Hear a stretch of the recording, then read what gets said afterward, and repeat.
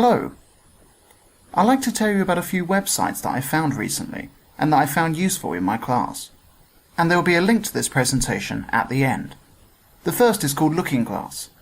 It's a downloadable animation suite which allows you to make 3D animations.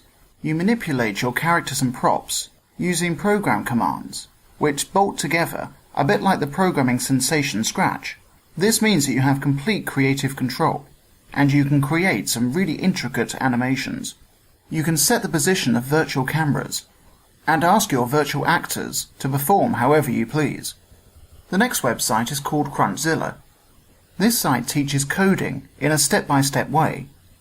There are 40 lessons in total, and each one is interactive, and the children can see the changes happening on the screen in real time. It starts out very simple, but quickly gets much more complicated, and by the end of the course, your children will be producing some complex coding. The next resource I'd like to share is truly amazing. It's an iPad app, which provides everything you need to shoot, edit, and produce your own TV shows, as well as allowing you to record video. The app has many extra features. Some of my favourites are, you can use green screen effect, which allows you to have any background behind the protagonist at the front of the screen. You can insert images onto the screen in real time alongside the actors. You can even insert live websites and even live Twitter feeds to update each time somebody watches your video. Once you've finished recording and editing your video, you could either upload it to the Touchcast website, or you can share it on the usual media platforms, such as YouTube. There is also a Windows version being developed, which will be released soon. The next site is called iWire, and it's a citizen science website where you can allow your children to help out with real science. The aim of the site is to map the neurons inside the human brain. Users do this by playing a game where they have to follow the neurons' twists and turns, and then colour them in 3D space. The games start out easy, and there is an extensive tutorial session before you're allowed to get going on real problems. I'd quickly like to mention a site that can be found at copy.com.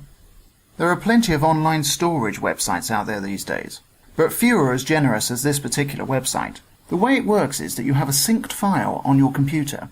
Anything that you put into this folder, whether you update it regularly or if it just stays in there for a long time, is uploaded automatically to a website which can be accessed anywhere. The site is encrypted, which means it's very secure, and you get 15 gigabytes of memory to start you off. You can also earn an extra 5 gigabytes for every person that you refer. There is also an Apple and Android app, which allows you to take files wherever you go. You may never need a USB stick again.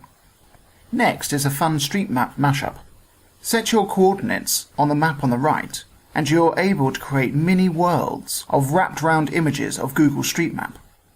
Your children will have a great time exploring their local environment and making them into tiny worlds. You can explore anywhere where Google has mapped, which means you're pretty much restricted to the road network.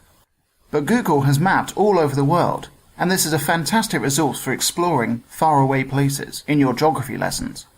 It's also a really nice way to inspire creative writing, and you can make hundreds of mini worlds to explore and write about. I'd like to finish with a history site, which is called D-Day to Victory. As the site suggests, it chronicles the journey of the Allied forces as they moved through northern France and into Germany during the Second World War.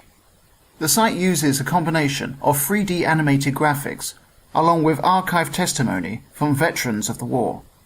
There's lots to explore on this website, and it provides an immersive yet sombre view of the sacrifices made in the Second World War. I hope you've enjoyed this video presentation. There are thousands more resources on the ICT Magic wiki page. Go to ictmagic.wikispaces.com or simply Google ICT Magic.